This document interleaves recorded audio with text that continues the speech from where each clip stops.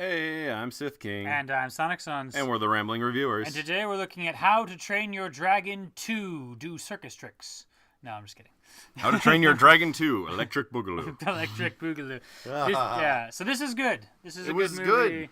Good. Great animation. Great fight scene. Cinematography. Choreography was very well done. Yeah. Details were very good. Yeah, great and music was good too. Some of the story was just a little Well, because off. we're us, we have to find problems. Yeah, we do. It makes it interesting. You know, you figure out what's wrong and stuff, so you can do better yourself when you write a story. Okay, so the story starts off 5 years after the original How to Train Your Dragons. We won't cover that. Go watch it. It's a really, really good movie. Anyways, so the village of Berk has become, one with the dragons and stuff, and things are all nice and stuff. I'm using stuff a lot, but whatever. And Stoic the Vast, Hiccup's dad, is ready to show Hiccup more responsibility by saying, yeah, I want you to become the chief someday and succeed me. Well, today, rather. Yeah. Hiccup kind of freaks at this and runs away. Well, for a day. Yeah. Doesn't run away, but yeah. So. Astrid, his girlfriend, and I have to compliment Astrid's character. In the first movie, she was just kind of there. She wasn't really as much a character so much as, I don't know how to describe her. Well, I thought she was there, but she has shown development since the first movie. Before, she was much more mean and competitive. And now she's opened up, and, She plays a much larger role in this movie than she did in the first movie. Yeah, that's true. That's what I really mean. Yeah. So Astrid goes and finds him, and they have a talk. And they stumble upon some dragon trappers, they say they're there for Drago. Drago Bloodfist, or... I can only assume the guy named himself that after he attained an obsession with dragons. Yeah. You gotta wonder, who names their kid Bloodfist and expects them to do anything nice ever? Well, Vikings might. Okay, yeah, but that's still Bloodfist. Really? You're really going for that? Oh, actually, it's Bloodvist, says Wikipedia. There's a V in there. Oh, I'm sorry. Bloodvist, but I'm sure it was meant to evoke Bloodfist. Anyway. Yeah, but anyways, so they're like, oh yeah, you gotta fear this guy, because we're gonna trap all your dragons and give them over to Drago, because we're bad guys, and we're the exposition fairies for this movie. A little bit, yeah. And one of them is Eret. Eret, yeah. Eret, son of Eret. Yeah, Eret is the only one of these who has a fairly unique character model, and he's good Everyone looking. Everyone else is so the Duckhand guys that kind of disappear after a little while. And they're like, yeah, there was a dragon rider who came through here. He was probably you guys, and it shot ice at us. Which, now that I think about this, makes absolutely no sense. I guess the Bewilderbeast left its home for a while to shoot ice at these people. Well, okay, yeah, there's that. But also, the Bewilderbeast is like the size of Godzilla. How did you confuse these guys with that one? Are they like, let's see, two very small dragons. It must be the same ones as the ones that were the size of Kaiju from Pacific Rim. I think the idea was that Hiccup's mom would swoop in on them on a regular dragon once in a while, like for basic runs, and the Bewilderbeast only shows up once in a while. Yeah, but anyway, but we're getting ahead of ourselves. So they decide to head back to Berk because the dragon trappers mention, oh, Drago is forming a dragon army. Which... To conquer everyone, apparently. Of course! Of course! And Hiccup's dad utterly freaks out and starts giving commands and stuff. Tell the whole town to batten down the hatches, essentially. You are about to be invaded. And Hiccup's like, no, I can go and I can tell Drago to not be evil. Now, I understand that in the first movie, Hiccup shows great potential to persuade people. He persuaded his dad not to hate dragons when he spent his whole life hating dragons. He persuaded Astrid, who just moments before had tried to murder him and his dragon. And he persuaded his whole town of professional dragon killers not to kill dragons.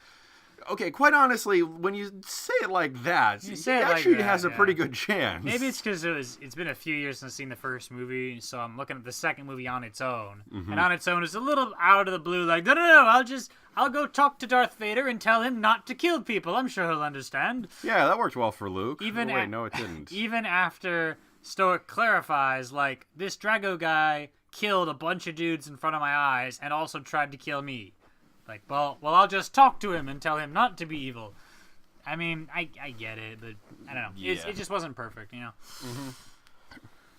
Okay, so next on the list of things that happen in this movie, Hiccup decides to disobey his dad and go out to try to find those Eret and whatever. And he says, okay, take us to Drago. You know, we're surrendering. We're surrendering, which, I mean, let's assume you are a really good negotiator. Are you so good that you can negotiate from chains and have no risk to yourself?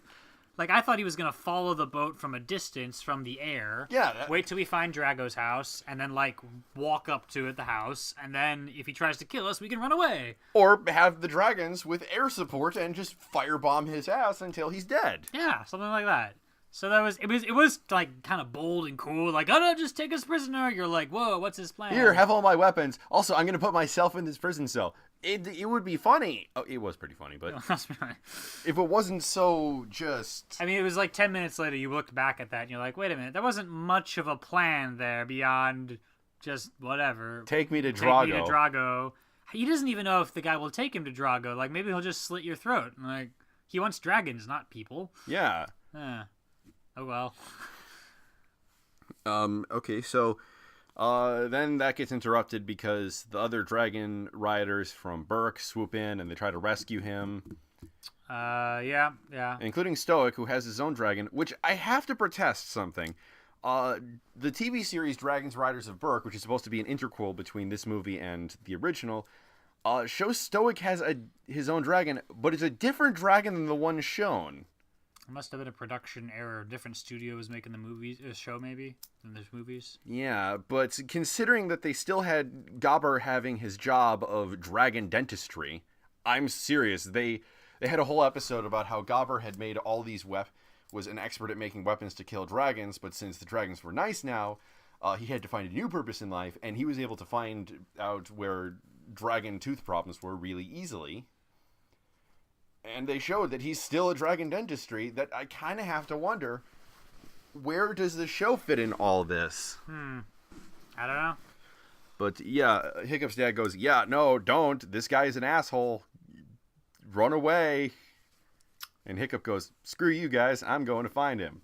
And then he flies, and I can only assume a random direction, because he has absolutely no idea where Drago lives. And he happens to fly in such direction that a mysterious flyer can find him, which is not Drago, but it's someone very important.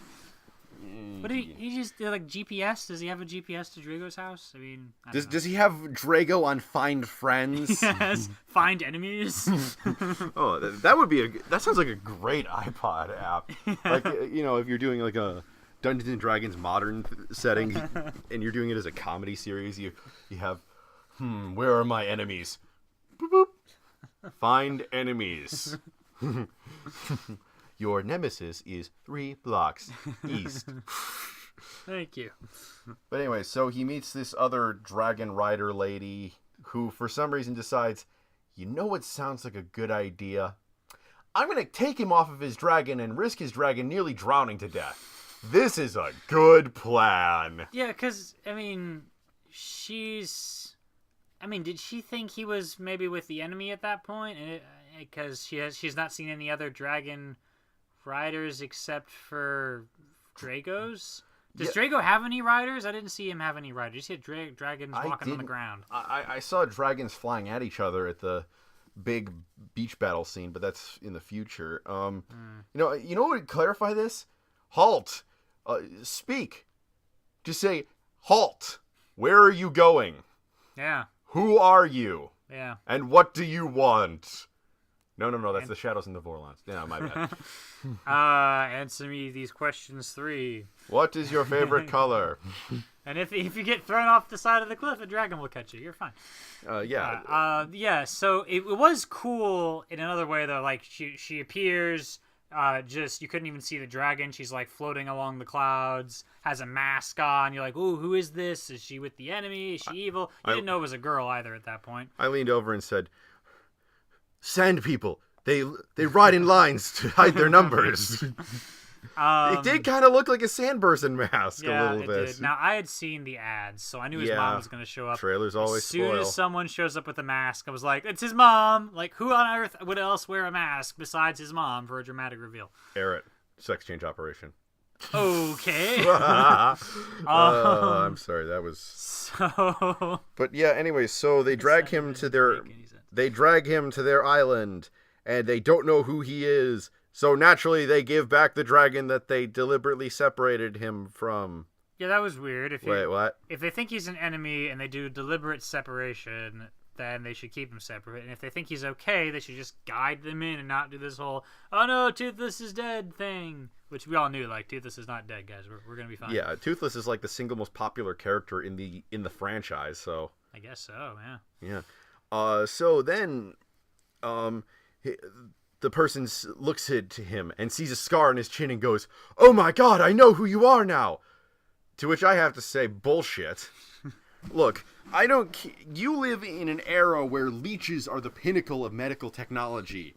You live in an age, in a universe where dragon attacks are extremely common. Having lots of scars, not necessarily a rare thing.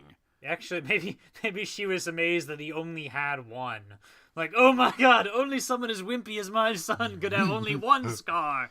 and then she says, "I know who you are, Hiccup. A mother never forgets." And again, bullshit. If I didn't see my mom, if my mom didn't see me since I was a baby, she would not be able to identify me. Now, I will grant there's a step in between where she says Hiccup, like with a question mark, and he seems to respond, like, what? Should I know you? So, at that point, she has verified he goes by the name Hiccup, at which point now you can be pretty sure of it. And this is another guy named Hiccup, which that's pretty rare. Yeah, but it still takes a bit of a leap. It was a bit of a leap. Okay, a guy has a scar on his face. It must be my son. Because we see Drago actually has a similar scar in a very similar location. Yeah, oh my gosh, he's from the future. Well, actually, Drago, it kind of makes sense. I'll explain why I think Drago is kind of the anti-Hiccup, the Hiccup's foil. Yeah, but yeah. So you should have done if Hiccup had some sort of artifact with him, or like the symbol of Burke or something on the side, or a of necklace from his mom. It could be pretty easy for the art writers to invent like a symbol of Burke, and it's carved onto his chest or something, you know, and that would be your first sign. Especially if it's a symbol of the chieftains of Burke, right? Only passed down in that family line. That would make sense. Yeah, it would. Yeah. And then the mom is all like, "Yes, now we can be best friends again." Again, I'm sorry for repeating this, but bullshit. She says, "I spent the last 20 years studying dragons and learning all about them. Even back when I was in Burke, I believed that peace could be achieved between humans and dragons. But then I got kidnapped by a dragon and I decided to stay here." Yeah. Look. I admit, I'm not an expert on dragons. I'm not a Viking. I'm not a soldier. But what I am is a member of a family. And if I was taken away from my family for any reason, I would fight tooth and nail. I would do everything within my power to get back to them as soon as possible, to make sure they weren't worried about me. Now, in this day and age, it's as simple as getting on a bus or, using your phone to call. But in that day and age, if she was honestly trapped here and couldn't leave, fine. I would have accepted that she physically could not get to them. Except, of course, she's a dragon rider, so that is. She's a dragon rider, and she has dozens of dragons, which we see later fly all the way to Burke from this secret ice island of mystery hippieism with no ill effects. So at any point, she could have flown her dragon, a bunch of her dragons, with her from hippie ice island to Burke and said, "Hi, honey, look, I'm not dead, and I've managed to prove that dragons are peaceful on their own without some sort of outside controlling influence." Yeah. And she could have done this when Hiccup was 3, and he wouldn't have had to grow up without his mom. Yeah. Pardon me for saying this, but fuck you, bitch.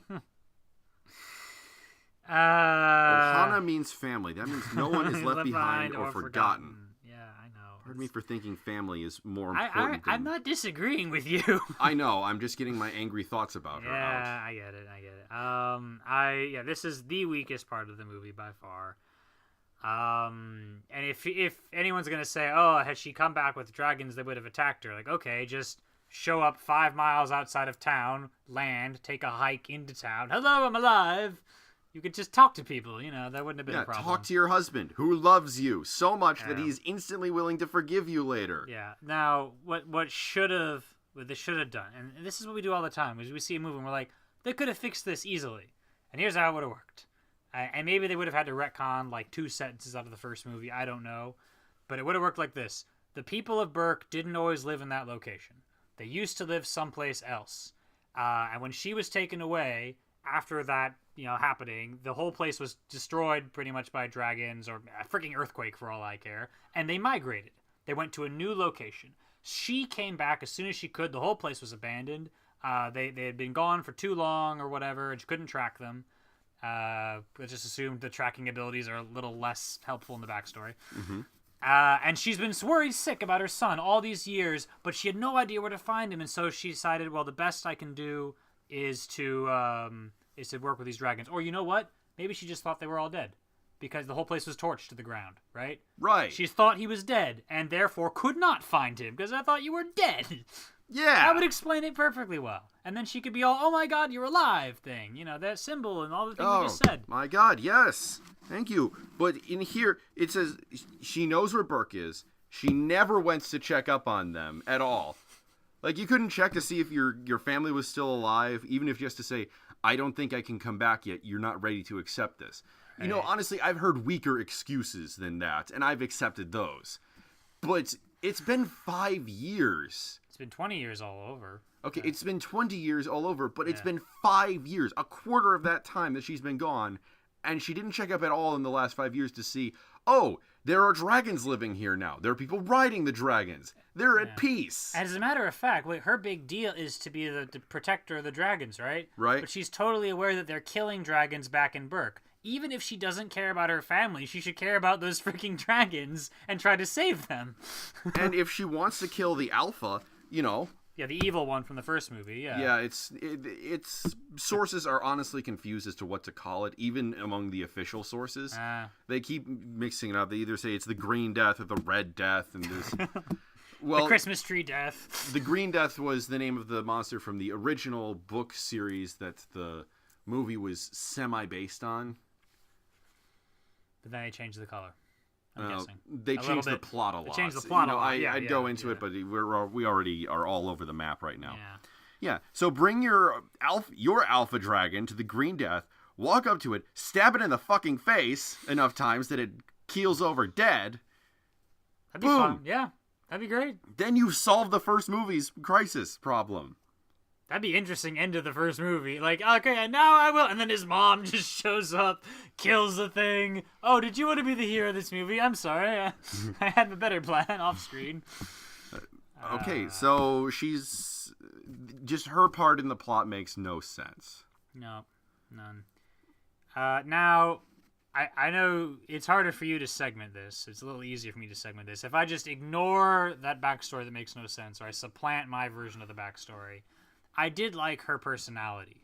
I did like her sense. So she was sort of mystical about the dragons, but at the same time had like a sense of humor. She seemed to bond with her son and so forth, and I liked that. And if she didn't have the stupid backstory, I could have accepted that, honestly. I really could have. I would have liked her as a character.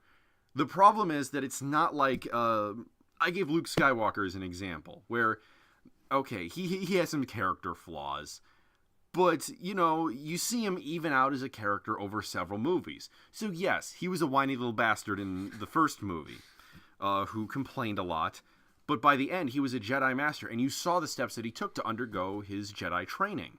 So you had a lot of experience to bury down the bad parts and see him grow.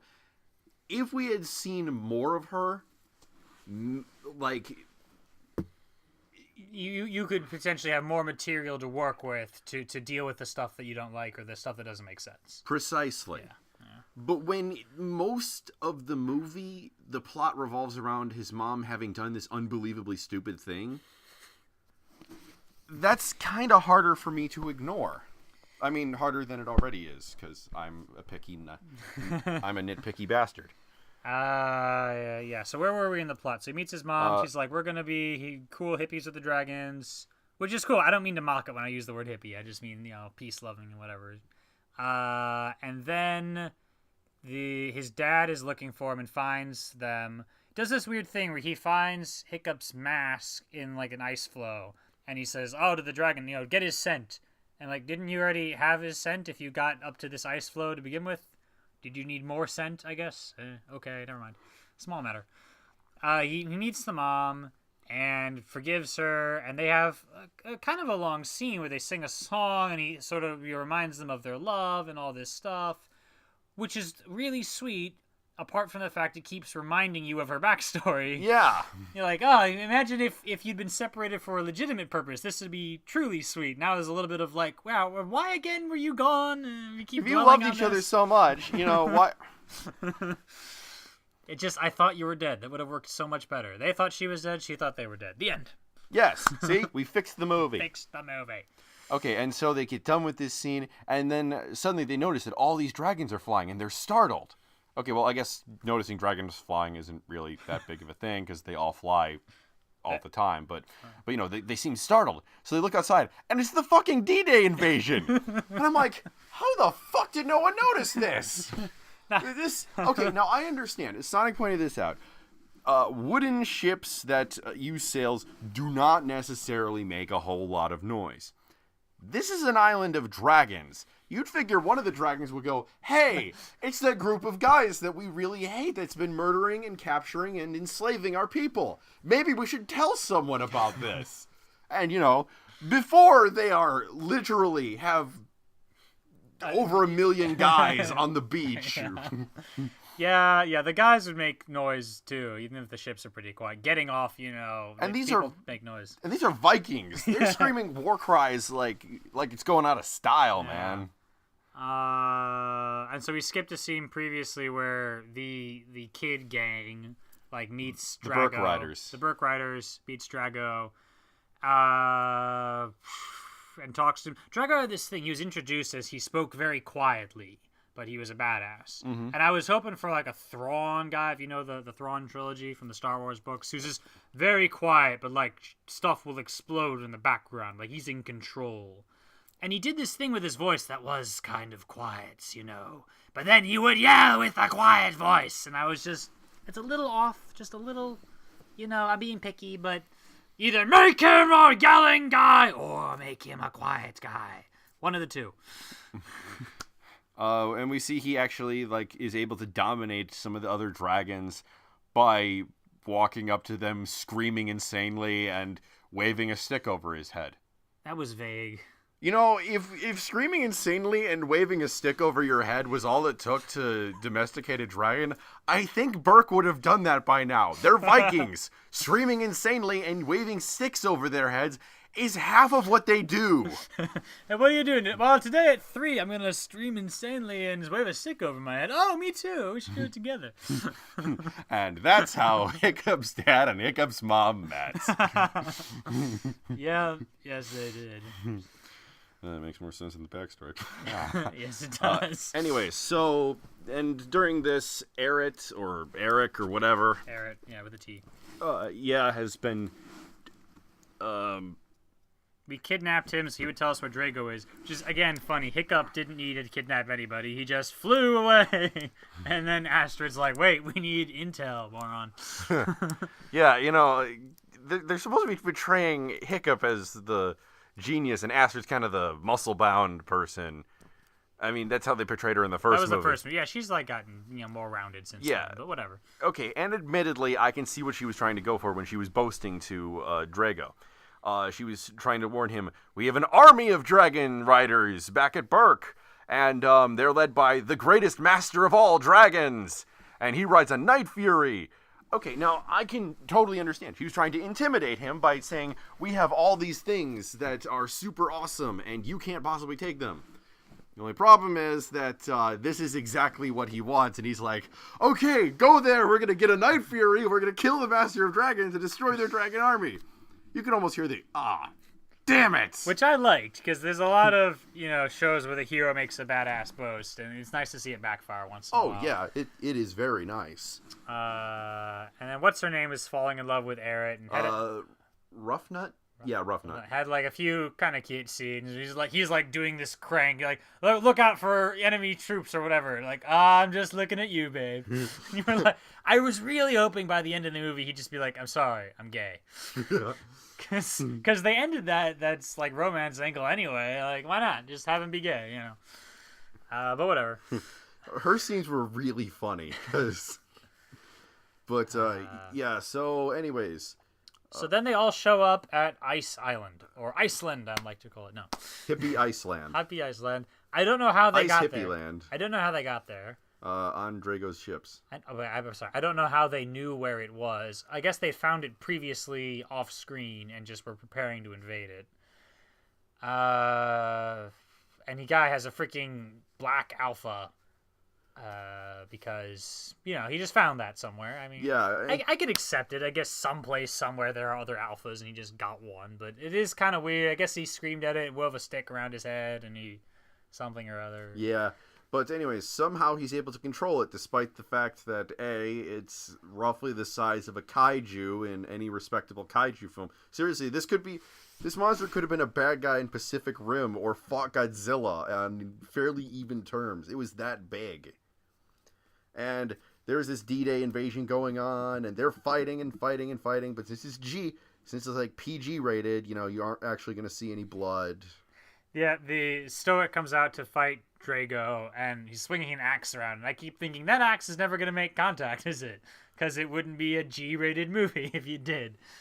And then the two alphas fight, and the black one gores the white one totally bloodlessly. Not a drop of blood from the Godzilla-sized thing. That's amazing, honestly. I guess these things don't run on blood. They have, like, gas instead of liquid in their veins.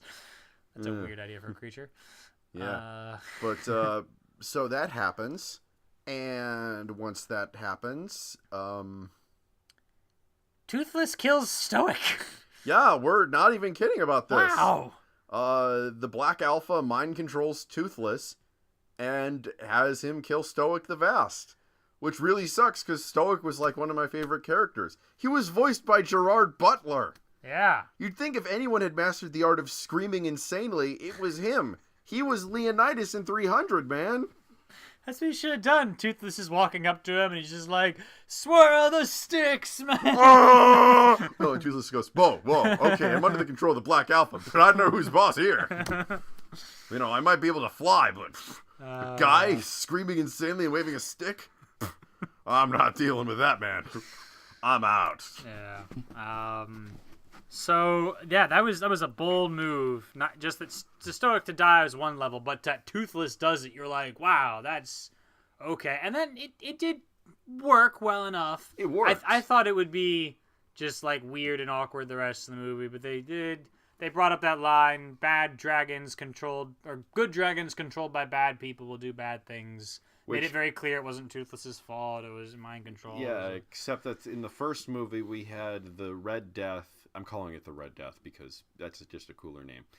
We had the Red Death doing unbelievably bad things, and there were no humans involved. I guess that's not a good dragon, then. Most dragons are good, except the Red Death and the Black Alpha. That's all I'm going to say. You know what actually makes more sense than the Alpha is being controlled by Drago?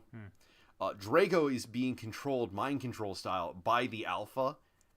That would have been cool. Yeah, and the reason why he has this huge army is because he's building this army so that an army of humans and dragons working together can conquer the world for for the Black Alpha, so that the Black Alpha can rule the world. That'd be interesting. And then I'd want Drago to like kind of halfway figure it out and starts resisting it at one point, and it becomes like more complex, like double villain thing, Drago hates us, but he hates the Alpha, who also hates us, and we hate Drago, and we. It's the circle of hate. That works too. Or in this case, a triangle, because we're so pedantic. But anyways, so Drago, once the Black Alpha kills the White Alpha, he takes control of all the dragons and leaves. He can do that and leaves to go to Berk, which I guess is the only place around left to be attacked. Yeah. Or he just really seriously, hates that this place, is a really empty world. We never see any other Viking villages. There was a meeting of chieftains where like all the other chieftains died, and I guess there must have been other villages too, but it doesn't really matter. It's not important that there would be other villages, but yeah okay, so he goes to attack Berk. Yeah, partially because they've got a lot of dragons there and stuff. Fortunately, there was a plot point mentioned earlier that the baby dragons are incapable of being mind-controlled, so all the humans still there ride baby dragons home. Apparently, they know how to train those dragons very quickly. Yeah. But first, they give Stoic a Viking funeral. The traditional kind, the stereotypical one where they put him on a boat and set the boat on fire. To be honest, that is a very cool way to host a funeral. Okay, yeah. It worked well. We hated Thor too, but I like that one scene with the arrow and the fire and the. Yeah. I get it. Which I can only say, you bastards! Do you not know how to check a pulse? I'm on fire! I told you a little fire wouldn't kill me. We hoped you would come back after the credits. Like I said, a little fire wouldn't kill me. But the arrows and the drowning, that's actually a pretty good reason why I'm not coming back. So they fly the baby dragons back to Berk, which is now being threatened by Drago, his army of dragons, which is now swelled by the numbers provided by the dragons of Berk. And somehow, someway, his D-Day invasion force is completely gone. There is no mention of them anywhere. No. Seriously, there's no ships, there's no men. It's just Drago. He's the only human here aside from the people of Berk. That would have been the great thing after the credits is like Drago is like freaking swimming in the middle of nowhere after the last encounter, and then you see his army on all the boats. He's like, you bastards! Why did you take the detour?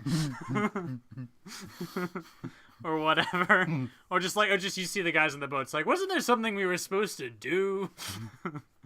Yeah. We'd like to renegotiate. Let me up. We'd like to renegotiate our contract, sir. I feel like what happened was so the writers needed us to achieve victory in the end without killing anyone.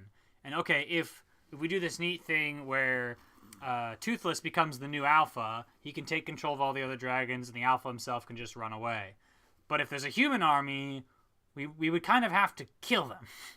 Either that or make very quick negotiations all of a sudden. Or just have them show up and then have them run away once their alpha dragon is gone and they're facing an army of other dragons. Yeah, they could do that. That wouldn't be too hard. Yeah. Oh, yeah. Or animation work, but they could still do it. Yeah, but, okay, so the Black Alpha is going, I'm big and scary. Black Alpha, they show up at Berk, and the whole town's like frozen over, and they're like, he's taking control of the dragons, and we're like, and the people are dead apparently. Like, there's all this ice. Oh, but wait, no. Apparently, nobody got hit by the ice. No, dead.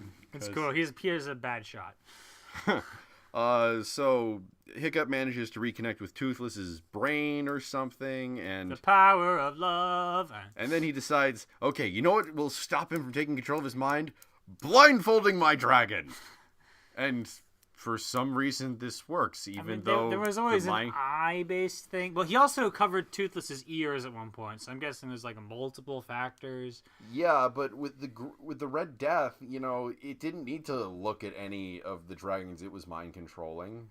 That's true. It would get them from a long distance, and then it brought them in for the food. And heck, there was dragons that were inside and clearly couldn't see the Black Alpha, and I guess that's the sound thing I mentioned with the ears and. That's vague. Yeah. So, anyways, and then they start fighting, and they fight, and they fight, and they fight, and they fight. It was very good cinematography. Yeah. And then Toothless like blasts off the thing's tusk. First, it freezes Toothless and Hiccup in ice. And then it gets Godzilla blue spine glow. Toothless develops a last minute superpower, like, aha, I have heat skin. And I was like, okay, I know we'd established that every dragon has surprises. I could have used a little more foreshadowing on that specific power. Like, it shows up just then, just when it's required. And, okay, fine, whatever. What's the bet we won't see this power again? Yeah.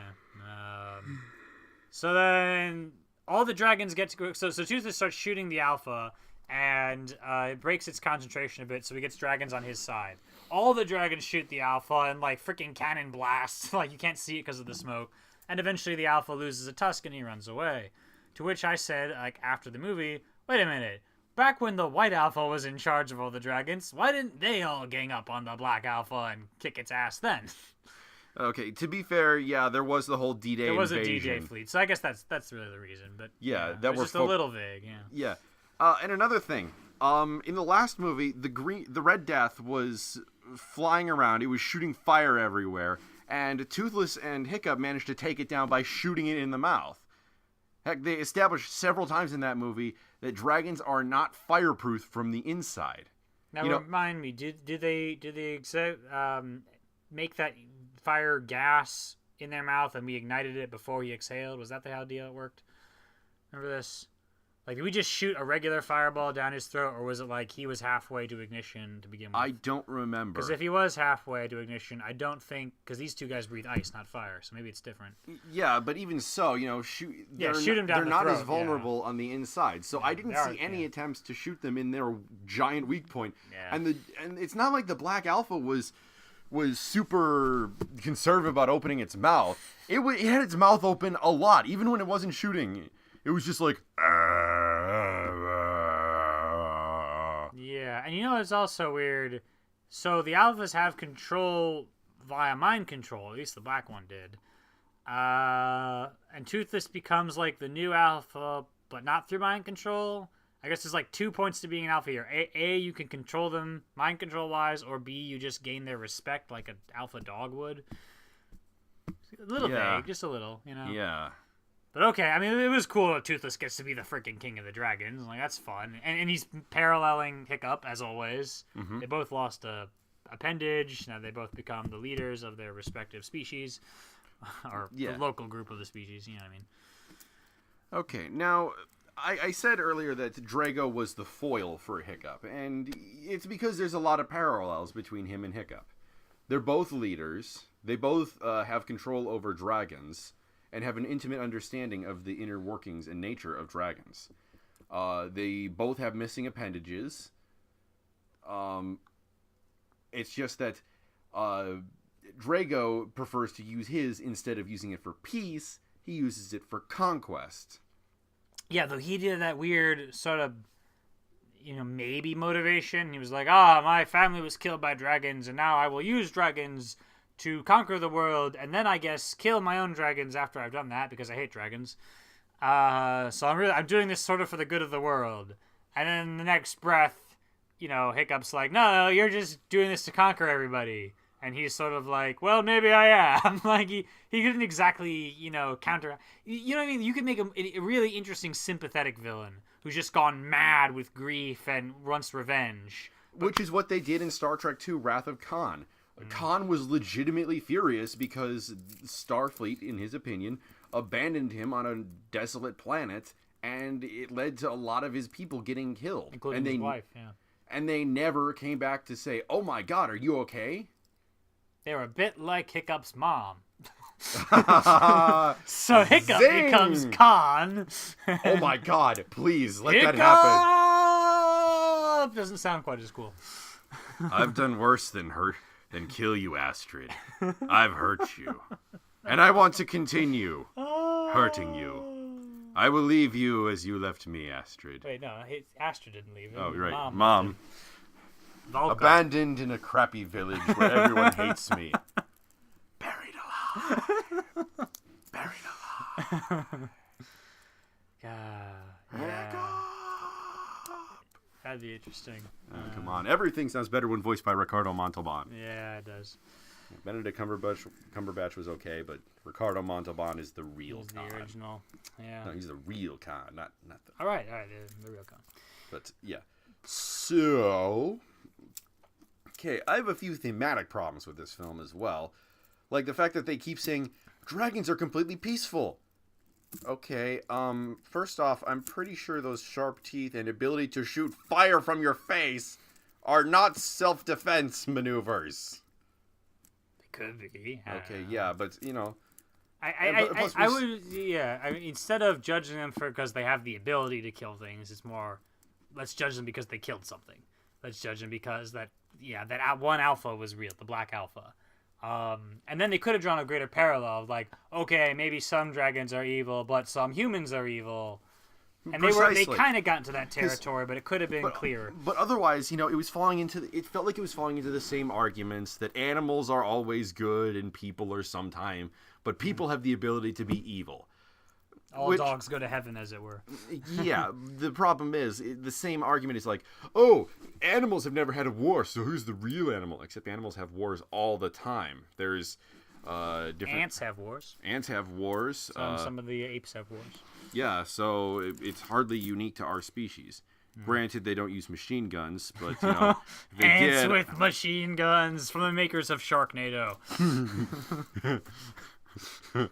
Give me your picnic baskets. That's how ants talk. Ah, yes it is. Anyways, but yeah, so we see plenty of bad dragons both in the TV show and in the movies. The Red Death, the Black Alpha, and I guess it's mainly just those two. So they do have a point as far as majority of dragons goes. But... Yeah, I mean, and if we are portraying them just as animals, there are animals that are good and are animals that are just bastards. Yeah, that's a weird thing about the animal kingdom. It's just weird. Yeah. You want them to all be nice. It's easier on the brain that way. But... Yeah, but then you run into things like killer bees or all of Australia. Well, a lot of things that are deadly for self-protection, but there are animals that, as far as science knows, actually do practice cruelty against each other, which I guess makes sense, but it feels so weird. Like, no, dolphins are supposed to be the perfect creatures. Turns out they can be bastards to each other. Yeah, they rape each other, they murder each other. I was trying to avoid that word even. I didn't want to associate it with the dolphins. But yeah. Oh, but because I have a better one. There's a type of frog in either Africa or Australia. I think it's like the horned toad or something. Yeah. I could be wrong. Yeah, it practices cross-species necrophilia. That is a weird freaking thing. So back to the movie. Yeah. So, you know, next time anyone says movie. Animals are purely good and humans are purely evil, say there's a frog that practices cross-species necrophilia. Your argument is invalid. You know what would be kind of interesting? I really am terrified of whatever words are about to come out of your mouth coming on the tail of the phrase No. cross-species necrophilia. On the tail of that phrase is me trying to change the subject. You know what would be kind of interesting? Not what we were just talking about? If some dragons are mind-controlled and made to do evil things, imagine if we drew a parallel with some evil warlord who uses propaganda to mislead otherwise good people to evil deeds. Yes. And one of those guys, like let's say a different version of Eret, realizes halfway through he's been lied to all his life. And, oh, crap, I'm just making the problem worse. I'm working for the bad guy, and he betrays his master, and that is a major part of the plot. And that would parallel the dragons also resisting the mind control. Yeah. And that would balance out the species thingamajig that we're mentioning here. Mm-hmm. Let's see, what else? That's about all I had. So, missing D-Day fleet. The mom's backstory is... Mom's backstory is the weakest part of the whole movie. Oh, and they could have fixed easily. it so easily. Oh, I know. Just everyone in Hollywood, send your scripts to us. Yes. We will charge a reasonable fee, just 1% of the gross. And the ability to mock you. And the ability to mock you. Of course, it is easier to patch up a script after it's been made than to make one, on purpose. But who knows? In 20 years, maybe you and I we've got several movies out, and people are trying to mock it. And they're like, oh wait, it all makes sense. Dang them in their impeccable scripting. Yes. Hopefully. Fingers crossed.